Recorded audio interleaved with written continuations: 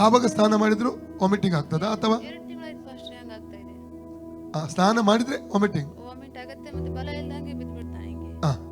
ಈಗ ನಾನು ಪ್ರೇಯರ್ ಮಾಡ್ತೇನೆ.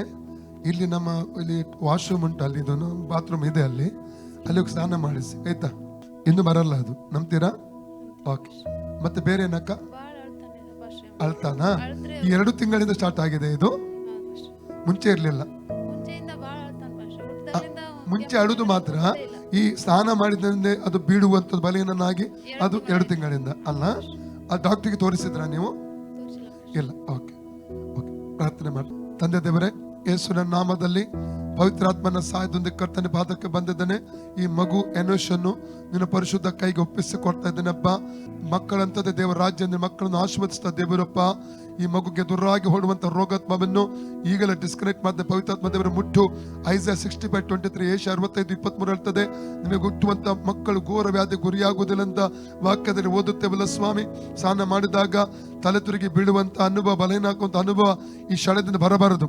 ಏಸು ನಾಮದಲ್ಲಿ ಈ ಮಗು ಸ್ನಾನ ಮಾಡುವಂತ ನೀರನ್ನು ನಿನ್ನ ರಕ್ತದೊಂದಿಗೆ ತರ್ತಾ ಇದ್ದೇನೆ.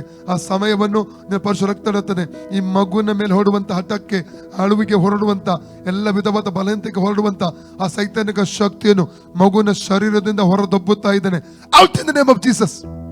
ಆ ಸೈತಾನಿಕ ಶಕ್ತಿ ಮಗುನ ಬಿಟ್ಟು ಹೋಗಲಿ, ರೋಗಾತ್ಮ ಶಕ್ತಿ ಮಗುನ ಬಿಟ್ಟು ಹೋಗಲಿ. ಮಗು ಫ್ರೀ ಆಗಲಿ ಯೇಸು ನಾಮದಲ್ಲಿ. ಮುಟ್ಟಕೂಡದು. Psalms 91:10, ಯಾವ ಕೇಡು ನನಗೆ ಸಂಭವಿಸದು, ಉಪದ್ರ ಗುಣ ಸಮಯಕ್ಕೆ ಬಾರದು.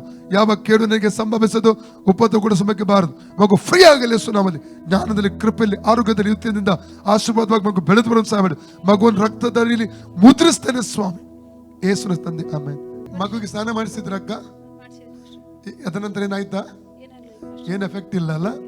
ಮುಂಚೆ ಏನಾಗ್ತಿತ್ತು?